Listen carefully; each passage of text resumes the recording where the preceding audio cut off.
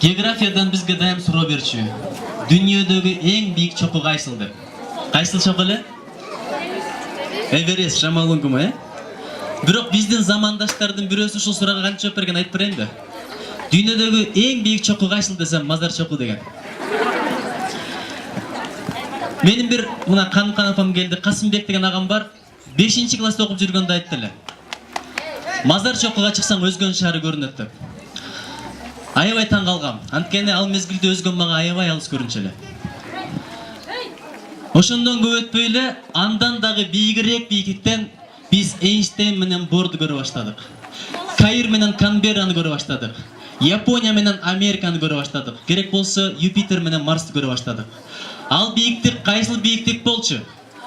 Ардактуу ага эжекелерибиз тартуулаган илим менен билимдин бийиктиги болчу. Мен ошон үчүн ага эжекелерди көп тиреген аска зоолорго, ак мөңгүлү толорго салыштырам. Эмне себептен дегенде, ак мөңгүдөн пайда болгон суулар келип, чөлдөрдү көрткөн сыяктуу эле булардын билиминен биздин келечегибиз көгөрдү, биздин тагдырыбыз көгөрдү, биздин кадыр баркыбыз көгөрдү.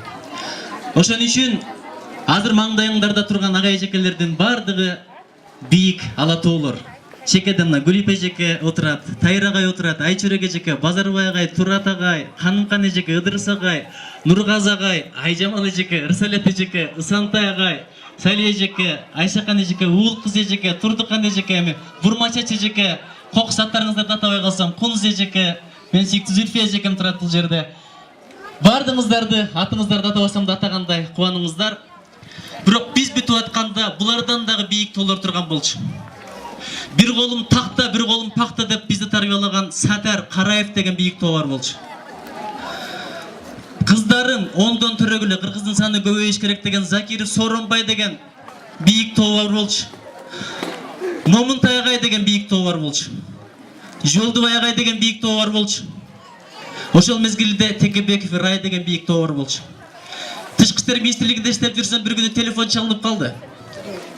Анан Нуржигит бекен дейт. Мен десем, мен эжекеңмин, элең эжекеңмин дейт. Аябай сүйүндүм. Бир иши бар экен, келди, сүйлөштүк, чер жаздык, узатып чыктым. Кийин дагы бир жолу келди, маселесин чечтик.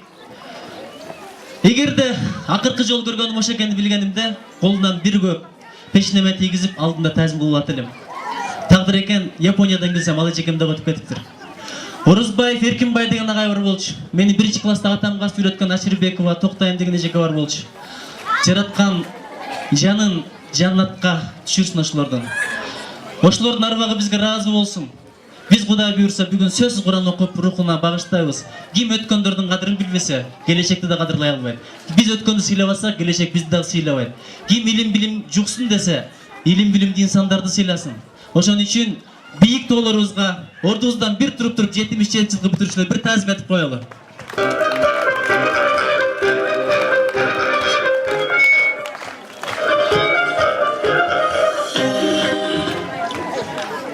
Тоо дегеним, тоо дайыма бийик. Биз канчалык бийиктикке жетпейли баары бир силердин алдыңардан карайбыз. Анткени эгерде устаттын шакиртте акысы ушунчалык экен, Азирет Али айткан экен, ким эгерде мага кичинекей бирдеке үйрөтсө, мен менен каалаганын кылсын, кааласа базарга чыгып сатып ийсин деп. Булардын бизге акысы ошончолук. Силерге чоң рахмат. Сиздер бар үчүн биз ушу деңгээлге жетип отурабыз. Анан айымдарым, бул бүтүрүп аткандар. Убакытты баалагыла. Время это деньги деп коет. Мезгил бул акча деп коет. Мен айтар элем, акча эмес, акчадан да кымбат. Эмне себептен дегенде, мен айтып коеюн. Акчаны эрдеңге калтырып иштетсең болот. Бирок 24 саат бир гана жол берилет. 1 мүнөттүн кадырын, 1 жылдын кадырын билгиң келсе дейт. 1 жылдын кадырын билгиң келсе, окуудан өтпөй калгандан сура дейт. Эгерде дейт 1 айдын кадырын билгиң келсе, ара төрөп койгон аялдан сура дейт.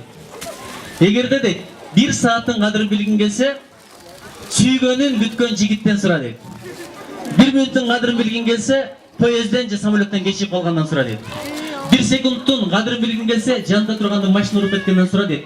0,0001 секундтун кадырын билгиң келсе, Олимпиадада экинчи келгенден сура дейт. Ошон үчүн убакытты баалагыла, убакыт ушунчалык бат өтөт экен. 1994-жылы ушул мектепти бүтүргөндөрдүн 20 . Мааракеси болуп атат. Убагында бир акындын жүрөгүм менин тоолордо деген ырын окуп алып, аябай таасирленсем да түшүнгөн жок элем. Мына 20 жылдан кийин түшүнүп атам. Айылга каалаганда келип кетүү канчалык чоң бакыт, ошого мүмкүнчүлүгүбүз жок. Ошон үчүн алдыга келе албадык агайларыбыз. Айтайын дегеним, жүрөгүм менин тоолордо деген сөздү бирөөбүз Россиядан келди, Москвадан, Владивостоктон, Казакстандан, тияктан, Бишкек, Оштон келип атат. Каякта жүргөйлү жүрөгүбүз биздин касиеттүү Каракулжанын тоолорунда, касиеттүү Каракулжабызда, берекелүү 1-майыбызда. Бая отуруп ушул жерде ушул саптар келди. Келешеңер кең болсун, ыкыбалыңар ала тоого тең болсун. Кадамыңар ылдам болсун. Дил нуруңар нурдан болсун. Көргөнүңөр жыргал болсун. Жаратканым жакшылык мээрими менен көңүлүм бурган болсун, жакшылыгын сунган болсун. Кыргызстаным бар болсун, Кыргызстандын ичинде касиеттүү Каракулжан болсун.